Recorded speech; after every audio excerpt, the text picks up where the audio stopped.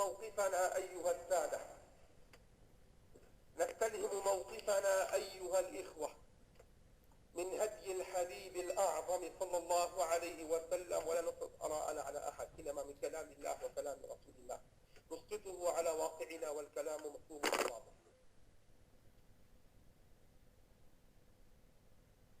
فيما يرويه جابر ابن عبد الله أن النبي صلى الله عليه وسلم قال لكعب ابن عجرة، ماذا قال النبي صلى الله عليه وسلم لكعب ابن عجرة؟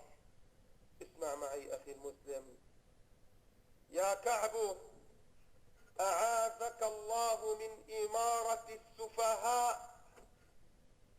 قال: وما إمارة السفهاء يا رسول الله؟ كأنه يتكلم عن واقعنا اليوم، سيدي رسول الله عليه الصلاة والسلام. قال: وما إمارة السفهاء يا رسول الله؟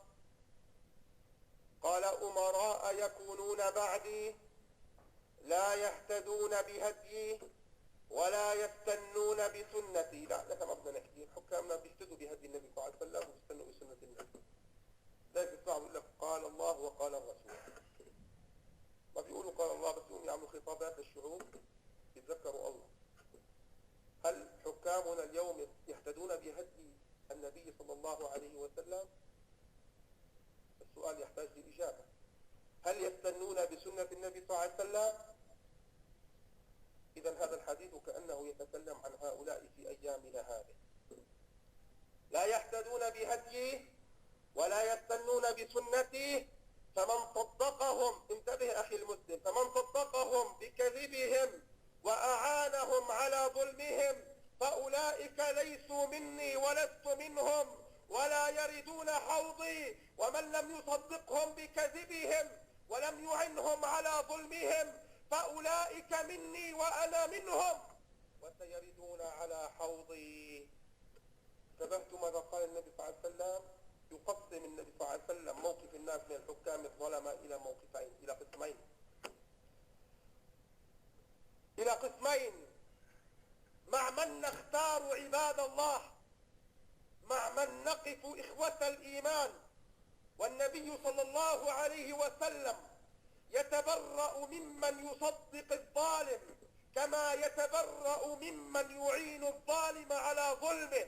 مع من نكون عباد الله، مع من نقف عباد الله. نحن قوم لا نختار إلا محمد رسول الله قائدا لهذه الأمة، ولا نهتدي إلا بهدي محمد رسول الله، ولا نستن إلا بسنة محمد رسول الله. لذلك نأخذ موقفنا من هذا كما كان يريدنا محمد صلى الله عليه وسلم، لكي يشفع لنا ولكي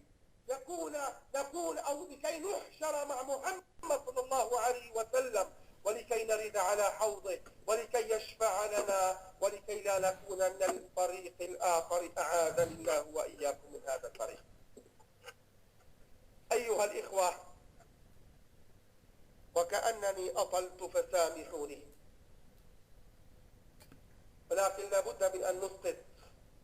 نحب محمد ونحن ما بنعرف ماذا يريد منا محمد، ونحن في ذكرى هذه الولادة علينا أن نراجع حساباتنا كما ذكرت لكم، أن نستنى بسنة محمد ونهتدي بهدي محمد ونقوم بما قام به محمد، وأن نعمل كل أمر يحبه سيدنا محمد لكي يحبنا الله سبحانه وتعالى. مش نعصي الله ونعصي الرسول عياذا بالله أن نكون نحن وأنتم من هؤلاء. أيها الإخوة الكرام، ولعل ما تشهده الأمة من انتفاضة في وجه الظلم بشكل عام من 3 سنوات إلى اليوم، من 4 يمكن، أنت بلشت بتونس، من تونس إلى الآن، ولعل ما تشهده الأمة من انتفاضة في وجه الظلم إلا دليلا على اختيار الأمة نهج رسول الله صلى الله عليه وسلم، وتكذيب المستكبرين والطغاة والظالمين الذين أصروا على ظلمهم. ونحن كنا نسمع خطابات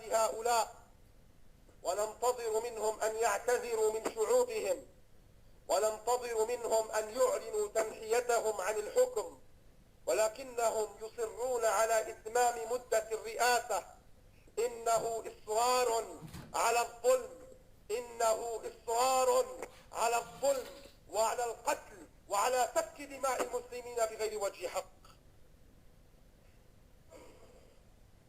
نتذكر موقف النبي صلى الله عليه وسلم، أو نتذكر موقف عم النبي صلى الله عليه وسلم وهو على فراش الموت، والنبي صلى الله عليه وسلم يهمس في أذنه: قلها يا عماه، لا إله إلا الله محمد رسول الله، ولو همسا في أذني، قلها يا عماه ولو همسا في أذني. فيقول أبو طالب: أخشى أن تعيرني بها العرب، أخشى أن تعيرني بها العرب.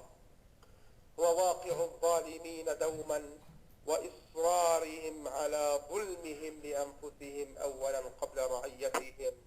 والله تعالى يقول عن هؤلاء جميعا: وأصروا واستكبروا استكبارا.